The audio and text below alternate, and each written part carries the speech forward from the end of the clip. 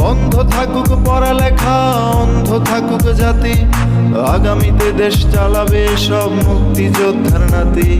তুমি কে আমি কে, রাজাকার রাজাকার, চেয়েছিলাম অধিকার হয়ে গেলাম রাজাকার। তুমি কে আমি কে, রাজাকার রাজাকার, চেয়েছিলাম অধিকার হয়ে গেলাম রাজাকার।